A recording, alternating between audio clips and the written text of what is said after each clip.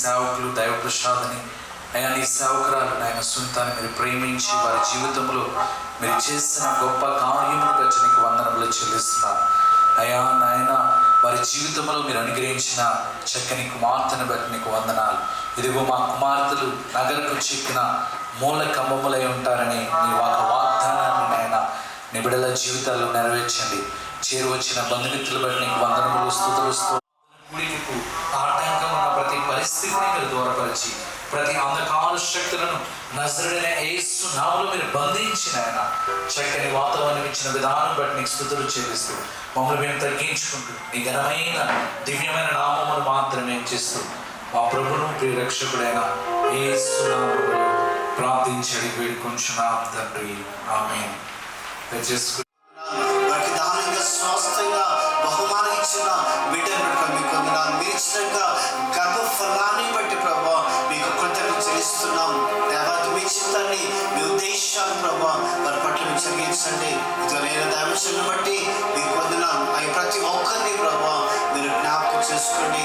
దైవం తన యొక్క గుడికి అంతట్లో ప్రభా మీ సరిని ఏమి కలుపుకున్నైనా మీకు గొప్ప సమృద్ధినైనా మీరు దయచేసి ఇదిగోని మీరు మహిమ పొందుకొని మాకు దీవెనకరంగా మీరు మార్చమని ప్రార్థన చేస్తూ ఇదిగోని యొక్క గుడికి అంతట్లో ప్రభా మీ అధ్యక్షతన మీరు నడిపించమని ప్రార్థన చేస్తూ కొద్ది మనలు మా ప్రభువును మీ ప్రియ కుమారుడైన యేసు క్రీస్తు నామములో ప్రార్థన చేస్తున్నాను మా తండ్రి, ఆమేన్.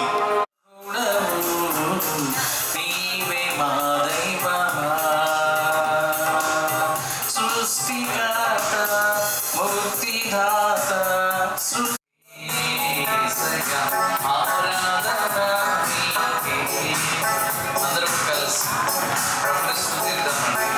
ఆయన మహిమ ఘనత పొందననుడే ఉన్నాడు. సమస్తమైన సృష్టిని శాసించగలిగిన దేవుడు ముందు చప్పట్లు కొడుతూ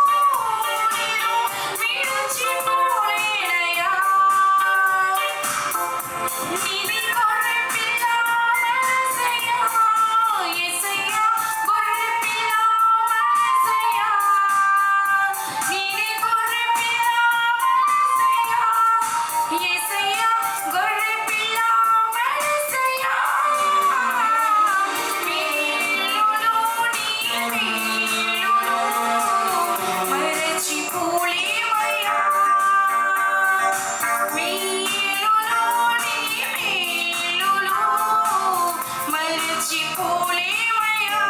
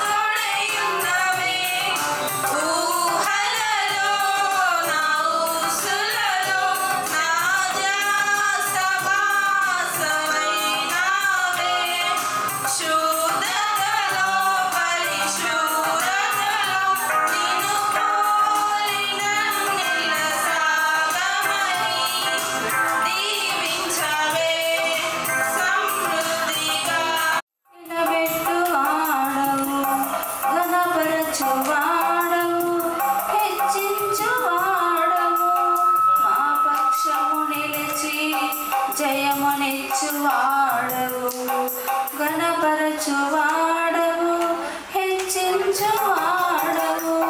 మా మొత్తం మార్చగలవు, ఏమైనా చేయగలవు, కథ మొత్తం మార్చగలవు. నీ నామముకే మహిమంతా తెచ్చుకుందువు, నీ నామముకే మహిమంతా.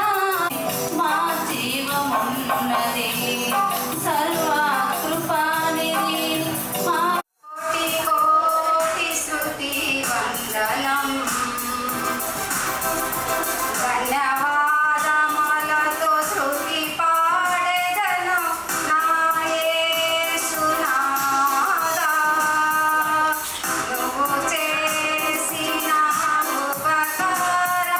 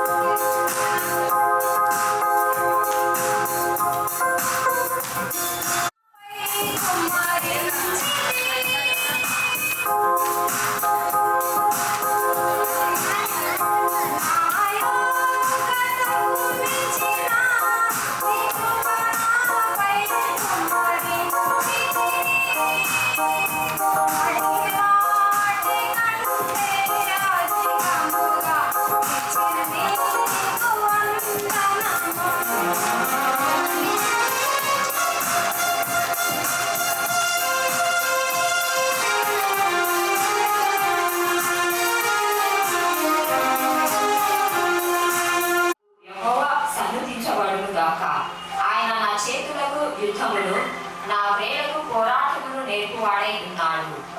ఆయన నాకు కృపనిధి, నా కోట, నా దుర్గము, నన్ను తప్పించువాడు, నా కేడమును నేను ఆశ్రయించువాడు. ఆయనే నా చెడులకు నాకు లోపరచువాడై ఉన్నాడు.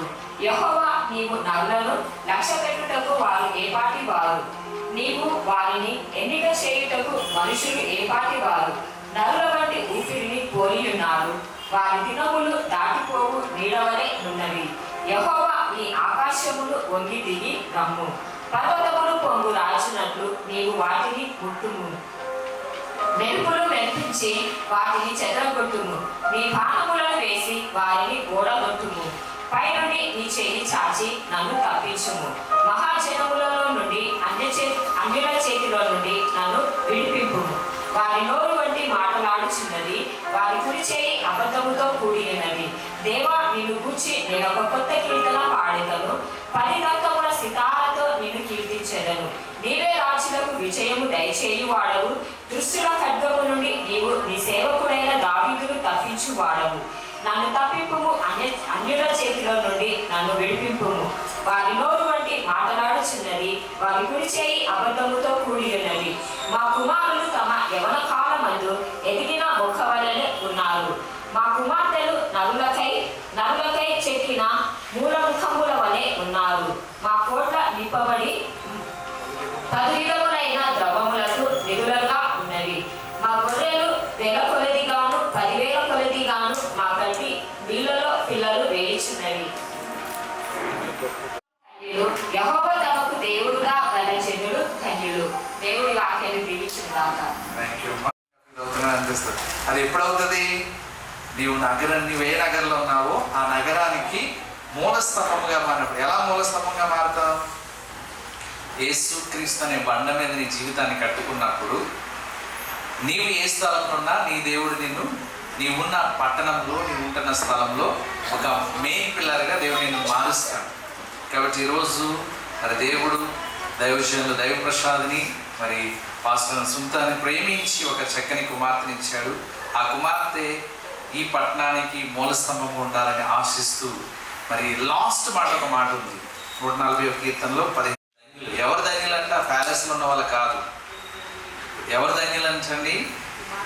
విలాసవంతమైన భవంతిలో ఉన్నవారు కాదు, లేదంటే ఈ ప్రపంచాన్ని ఏలుబడి చేసే ఒక చక్రవర్తిగా పిలువబడిన వారు కాదు, లేదంటే సామ్రాజ్యాలన్నింటినీ తమ యొక్క ఆధీనంలో పెట్టుకుని జీవించే జ్ఞానులు కాదు. కానీ ఎవరు ధన్యులంటండి? ఈ లోకంలో యెహోవా దేవుడు కాగల జనులు ధన్యులు.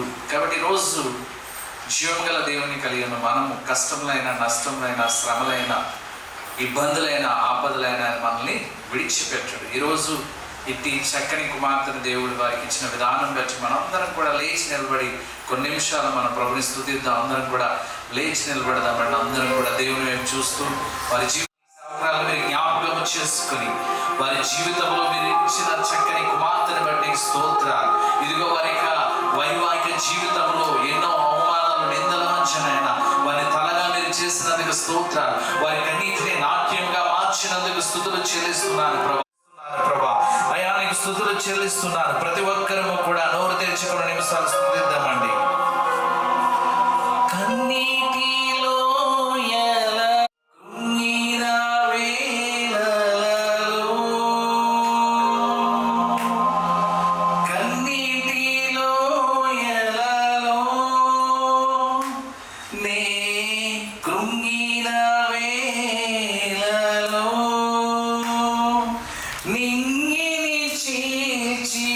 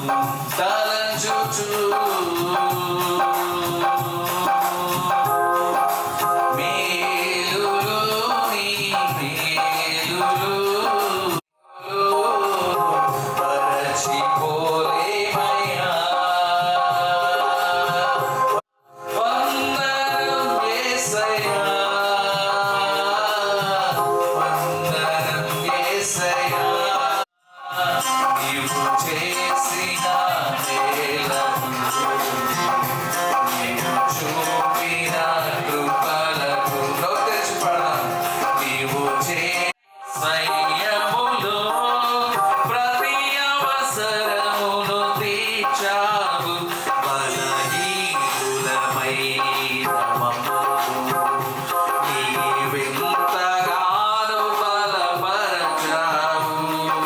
క్రీస్తు మహిమై స్వయములో ప్రతి అవసరమును నీ నామమును కనపరుస్తూ మమ్మల్ని మేము తగ్గించుకుంటూ, మేము నేల మట్టుకు మమ్మల్ని తగ్గించుకుంటూ నిఘమైన నామం మాత్రమే భూమి మీద హెచ్చింపబడుటకు మమ్మల్ని మేము సమర్పించుకుంటూ నజరేయుడైన యేసు నామములో ఈ స్తుతి ఆరాధన నీ పాద పద్మాలకి సమర్పిస్తున్నాను తండ్రి.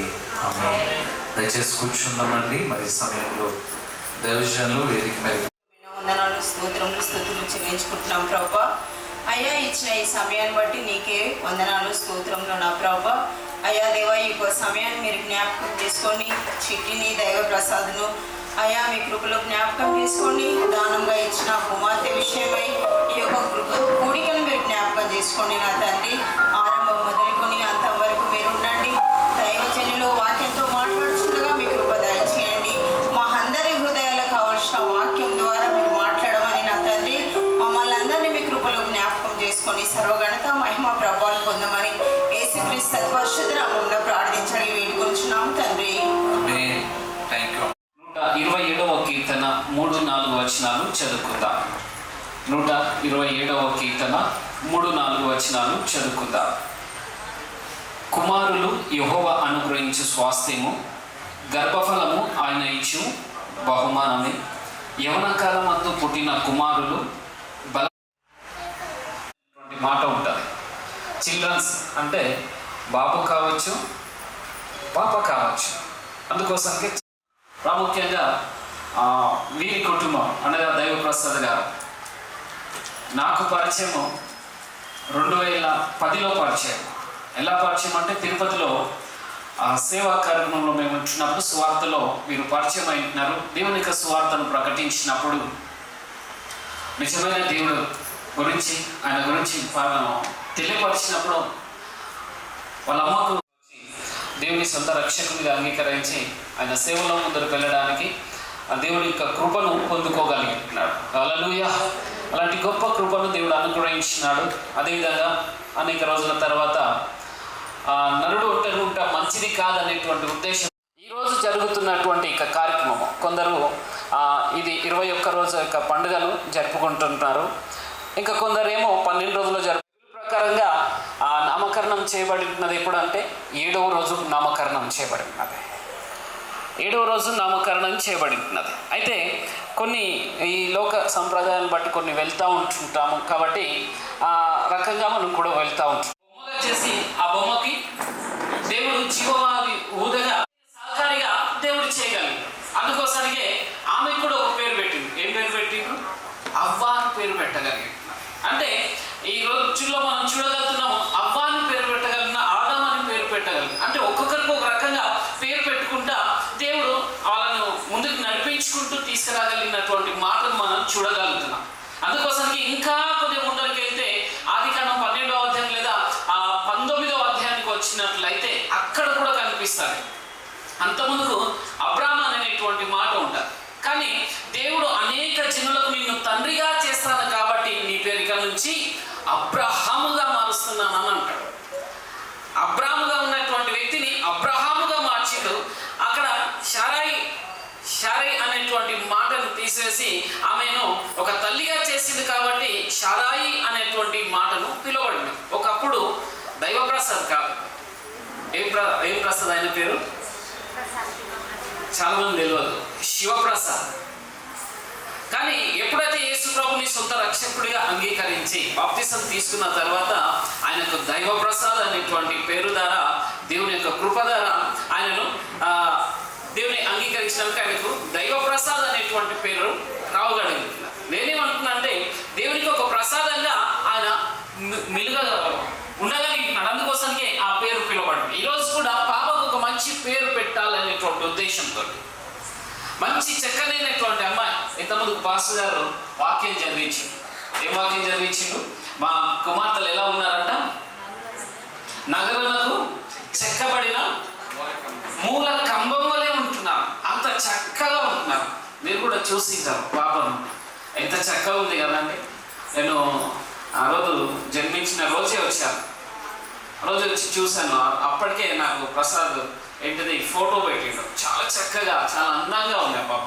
అంత మంచి పాప అనేటో బాగలేదు అనేటువంటి ఉద్దేశంతో అంత అందమైన అమ్మాయికి అందమైన పేరు ఉంటేనే బాగుంటుంది అనేటువంటి ఉద్దేశంతోనే ఈరోజు ఏం చేస్తున్నారంటే ఆ నామకరణం అనేటువంటి కార్యాన్ని జరిగించడానికి ఇష్టపడతా ఉన్నారు. సంతోషం. ఏదైతేనే కానీ యేసుప్రభు కూడా యేసుప్రభు అనేటువంటి మాటకు రక్షకుడు అనేటువంటి అర్థాన్ని ఇచ్చేటువంటి పేరుగా ఉండగలుగుతుంది. అంటే అందరినీ రక్షించడానికి వచ్చింది కాబట్టి ఆయన రక్షకుడు అనేటువంటి పేరుగా నామకరణం చేయబడుతున్నది. ఏదైతే నేను ఒకటే తెలియపరిచేది ఏంటంటే దేవుడు ఇచ్చినటువంటి బహుమానం.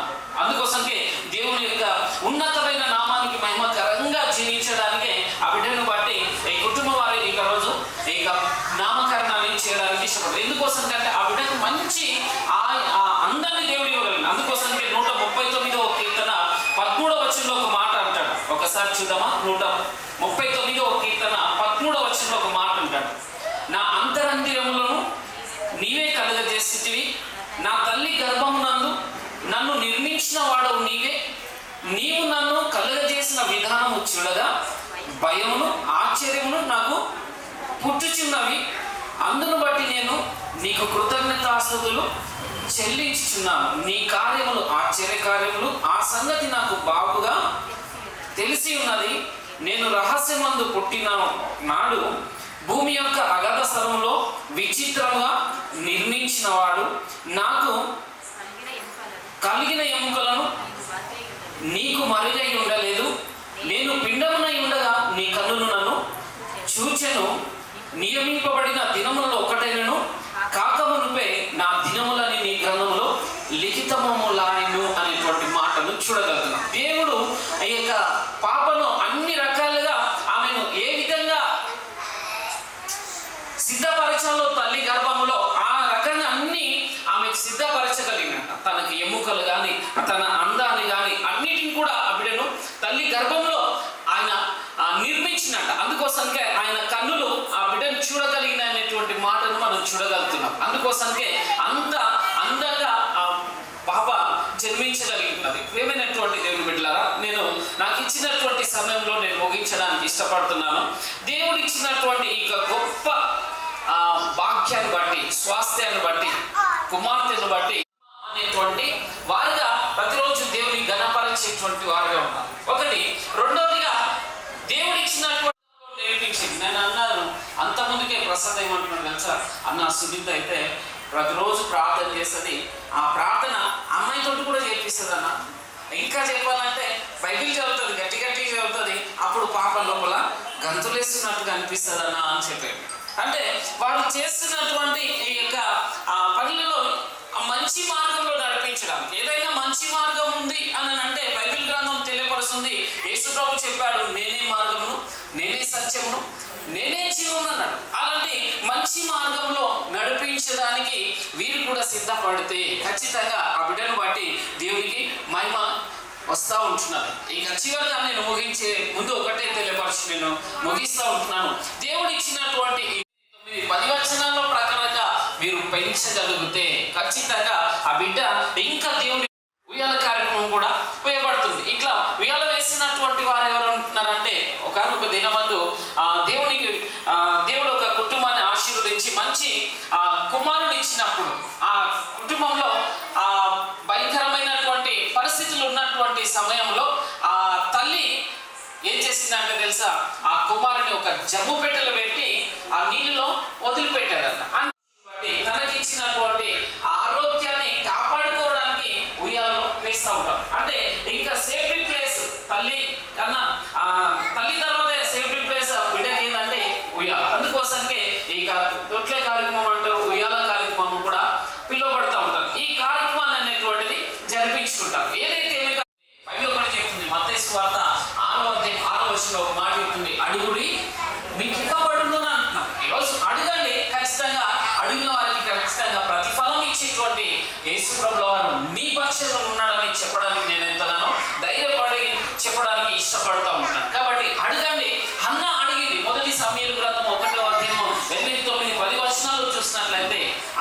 పిల్లలు లేనప్పుడు దేవుడు ఆమెకు అనుగ్రహించగలిగాడు. కాబట్టి ఈరోజు మీరు కూడా అడగగలిగితే దేవుడు ఖచ్చితంగా మీ కుటుంబాలని ఆశీర్వదించగలరు. అలాంటి గొప్ప దీవెనలతో ఈ కుటుంబాన్ని దేవుడు దీవించి మన కుటుంబాలను కూడా గొప్ప అద్భుతమైనటువంటి కార్యాలు బట్టి మీలా కథనే దేవుడు మార్చారు.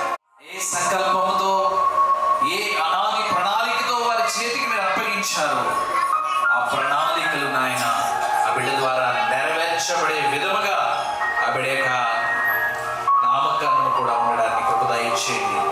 ఇదిగో ప్రభా, ఒక దినాన మరి పిల్లలు లేని సన్నిధికి వచ్చి నీవిచ్చే బిడ్డను మేము ఎలా పెంచాలి, ఏం చేయాలి అని మాటలు నీ పాద సన్నిధికి వచ్చి అడిగినట్లుగా ఈ సమయంలో ఈ బిడ్డ కొరకు నీవిచ్చిన తల్లిదండ్రులు నీ వైపు చేతులెత్తి ప్రార్థిస్తుండగా ఆ బిడ్డను మీరు దీవించండి.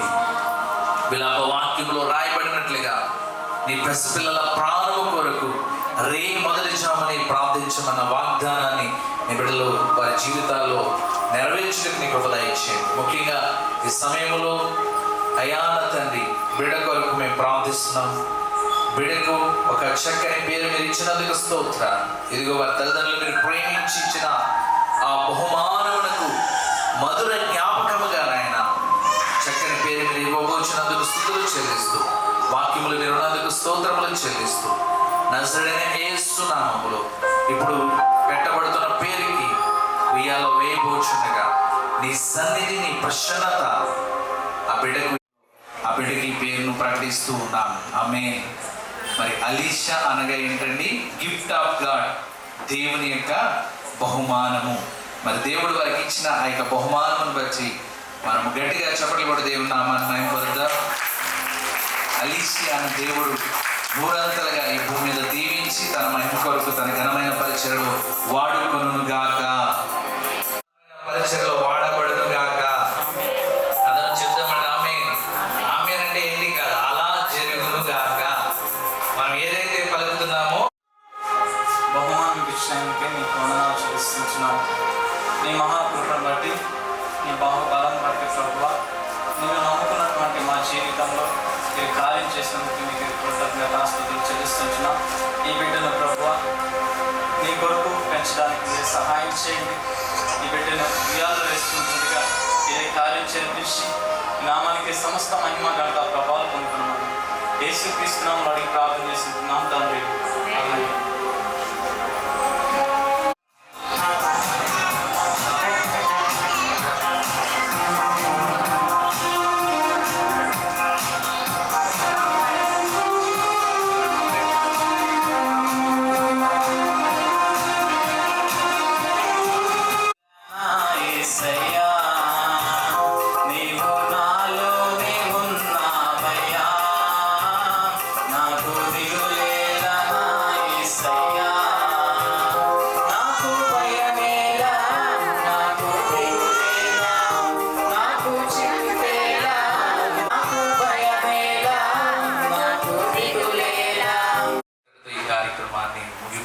తీసుకొస్తాం. ఆలస్యం అవుతుంది అనుకోకండి, ఒక 5-10 minutes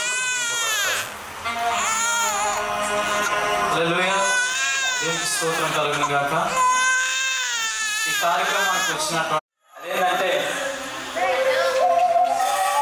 2019లో మాకు వివాహం అయింది ఇదే కిస్మత్పూర్ పట్టణంలో. అయితే ఆ రోజు నుంచి మేము అడిగాము, ప్రభువా మాకు గర్భఫలం ఇవ్వండి, మాకు గర్భఫలం ఇవ్వండి అని. ఎన్నో రోజులు ప్రార్థన చేశాము, అందరికీ పిల్లలు ఇస్తున్నావు ప్రభువా, నాకు ఇవ్వటం లేదా అనేసి ఎంతగానో దేవుని యందు విశ్వాసంతో నమ్మకంతో ప్రార్థన చేశాను.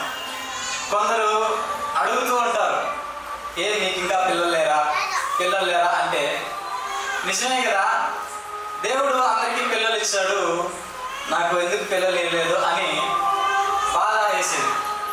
అయితే ప్రార్థన చేయంగా దేవుడు మమ్మల్ని దర్శించాడు, సునీతాన్ని దర్శించాడు, చక్కటి కుమార్తెను దేవుడు బహుమానంగా ఇచ్చాడు. అందుని బట్టి నా దేవునికి నేను కృతజ్ఞతాస్తుతులు చెల్లిస్తుంటున్నాను. ఇంతకుముందు సేవకులు చెప్పినట్టుగా గర్భఫలం యెహోవా ఇచ్చు బహుమానము అని ఉంది వాక్యంలో. నిజమే కదా, దేవుడు మనల్ని ప్రేమించి బహుమానం ఇచ్చినప్పుడు ఆ బిడ్డను బహుమానం అనే పేరు కలిగి ఉండాలని చెప్పి హెబ్రీ భాషలో నుంచి ఎలీసియా అనే యొక్క అర్థం వచ్చేటట్టుగా హెబ్రీ భాషలో ఎలీసియా అంటారు. దానికి అర్థం తెలుగులో గిఫ్ట్ ఆఫ్ గాడ్. నా ప్రియ దేవుని బిడ్డరా, గిఫ్ట్ ఆఫ్ అంటే దేవుడు ఇచ్చిన బహుమానము అని అలీసియా అంటే. బైబిల్ గ్రంథంలో నుంచి ఈ యొక్క పదాన్ని మేము పెట్టుకోవడం జరిగింది. అలాగే దైవజనులు తిరుపతి నుంచి మేము ఆహ్వానించినప్పుడు వాళ్ళు ఎంతో ప్రయాసపడి మా కోసం వారు వచ్చారు, మా కోసం వారు ప్రార్థన చేశారు. ఈ సమయంలో వాక్యం చెప్పి ఈ యొక్క కోడికని అంతటిని కూడా నడిపిస్తున్నారు. అందుని బట్టి దైవజనులైన మాస్టర్ జాషువా అన్న గారికి చప్పట్లు కొట్టి దేవుని నామమున మహిమపరచు. రెండోదిగా ఇంతకుముందు అన్నగారు ఒక మాట చెప్పారు. అదేంటంటే, నేను కూడా లోకంలో పడి చెడిపోయినప్పుడు మా ఇంటి దగ్గర తిరుపతిలో వచ్చి అన్న సువార్త ప్రకటిస్తూ సంఘాన్ని నడిపిస్తూ ఉన్నాడు. అందరూ చెప్పినట్టుగానే యేసు ప్రభు అంటే నాకు కూడా అంత నమ్మకం ఉండేది కాదు. అయితే మా అమ్మ కోసం ఆమెకి బాగాలేనప్పుడు ఎన్నెన్నో తిరిగాము, అన్ని ప్రయత్నాలు చేశాము, బాగాలేకపోతే నాకున్నది ఒకే ఒక ఆధారం మా అమ్మ. ఆమె కూడా నాకు దిక్కు లేదనుకుని ఆ మాట ప్రకారం చర్చికి వెళ్దాం, ఆయన దేవుడు నాకు ఆరోగ్యం ఇస్తాడు అని చెప్తే మా అమ్మ కోసం అన్న చెప్పిన మాట ప్రకారం నేను చర్చికి వెళ్ళడం జరిగింది. హల్లెలూయా. అయితే ఏ రోజైతే నేను చర్చికి వెళ్ళానో అన్న చెప్పినట్టుగా దేవుడి గురించి తెలుసుకున్నాను, సత్యాన్ని తెలుసుకొని ఈరోజు దేవునికి సాక్షిగా బ్రతుకుతున్నాను. నన్ను ఈ స్థితిలో దేవుడు తయారు చేసి ఇంతగా నన్ను బలపరుస్తూ ఉంటాడు. అప్పుడప్పుడు కూడా ఫోన్ చేసి ఏం చేస్తున్నావు, ఎలా ఉన్నావు, ఏంటి నీ స్థితి ఏంటి అని కూడా మాట్లాడుతూ ఉంటాడు. ఈరోజు నేను వాన పడుతుందన్నా నా బిడ్డ కోసం ప్రే చేయడానికి రండి అని చెప్తే నాకు వీలు కాదు అన్నాడు. అయినా కూడా ఇంక రాడేమో అనుకున్నాను, మళ్ళా మెసేజ్ పెట్టి నేను వస్తున్నాను, అడ్రస్ పెట్టు అని చెప్పాడు. హల్లెలూయా.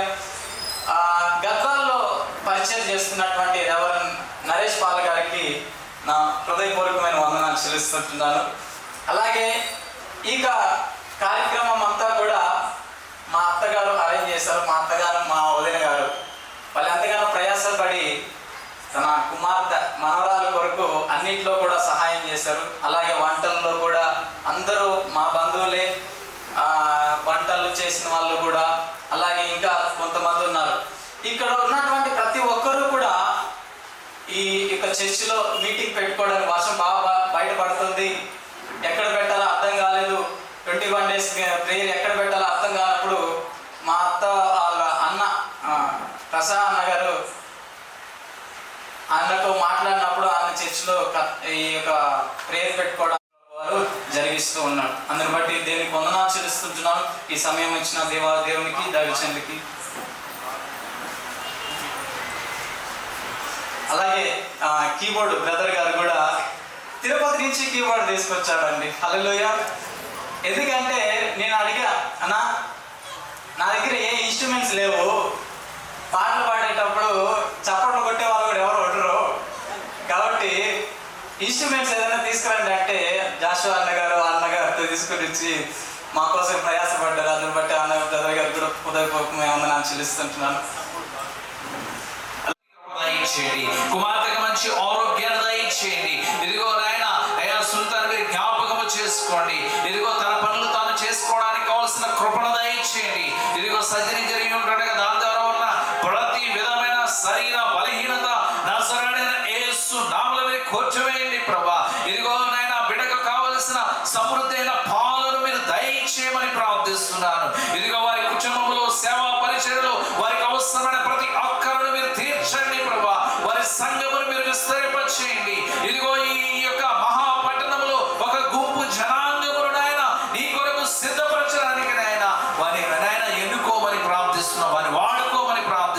ఇదిగో తిరుపతి పట్టణం నుంచి ఇక్కడికి నడిపించి వారి జీవితాల్లో అయా కదువుగల సంతానాన్ని మీరు తీర్చిన దేవుడు ప్రభా, నీకు స్తోత్రాలు. ఏ ఉద్దేశం లేకుండా, ఏ ప్రణాళిక లేకుండా ఆ తిరుపతి పట్టణం నుంచి ఈ హైదరాబాద్కి మీరు నడిపించలేదు ప్రభా. వారి జీవితంలో మీరు ఇచ్చిన ఆ యొక్క గర్భఫలమనే బహుమానమును బట్టి ఆ బిడ్డ ద్వారా ఈ స్థలంలో ఘనమైన పరిచర్య జరుగుటకు నాయన నీ కృప దయచేయమని ప్రార్థిస్తున్నాను. ఇదిగో ప్రభా, మరి అయా సొంత వారి యొక్క రక్త సంబంధికులు, వారి తల్లి గాని, వారి అక్క గాని, వారికి అన్నదమ్ములని అయా ఇక్కడ చేరవచ్చిన బంధుమిత్రులందరినీ పేరు పేరున దీవించండి. అదే రీతిగా నాయన ముఖ్యంగా తమ్ముడు నాయన అయా దేవి ప్రసాద్ గారి యొక్క తల్లి గారు ఇదిగో పరిచర్యకి ఎంతగానో తోడ్పాటును అందిస్తుండగా ఇదిగో నాయన ఇదిగో కుమారుడు ఫలించుటలో ఇదిగో నాయన అయా వారి తెర వెనుకుండి అయా ప్రోత్సహిస్తున్న తల్లిని బట్టి నీకు స్తోత్రాలు. అట్టి విధమైన తల్లులు అనేక మందికి అయా అనుగ్రహింపచేయమని ప్రార్థిస్తున్నాను. పరిచర్యకి సహకరించే తల్లులను అనేక మందిని నాయన ఈ భూమి మీద ఉంచమని ప్రార్థిస్తున్నాను ప్రభా. ఇదిగో నాయన ఈ దినము వాక్యాన్ని అందించిన నీ సేవకులు నాయన నరేష్ గారిని వారి పరిచయాన్ని దీవించండి అయా. మొదటగా దేవుని మాటలు ప్రార్థించిన ఈ స్థానిక దైవజనులను మీరు దీవించి ఆశీర్వదించమని వేడుకొంచున. వచ్చిన బంధుమిత్రులందరూ నాయన ఇదిగో బిడ్డ భవిష్యత్ కొరకు ప్రార్థించే వారిగా ఉంచండి. ఇదిగో ముఖ్యంగా ఈ సమయంలో ఎవరైతే నాయన సమస్యలతో, శోధనలతో, ఇబ్బందులతో, ఇక్కట్లతో, అనారోగ్యముతో, నిందలతో, అవమానాలతో నీ వైపు చూస్తున్నారు, ఒక అద్భుతము కొరకు, ఒక ఆశ్చర్యకార్యము కొరకు దేవా ఈ విషయంలో నాకు సహాయం చేయమని ఎవరైతే నీకు ఈ సమయంలో ఈ ప్రార్థనలో ఏకీభవించి నీకు మొరపెడుతున్నారో ప్రభా, వారిని మీరు జ్ఞాపకం చేసుకోండి, వారిని మీరు దర్శించండి. ఈ రాత్రి వేళ వారిని మీరు దర్శించండి ప్రభా.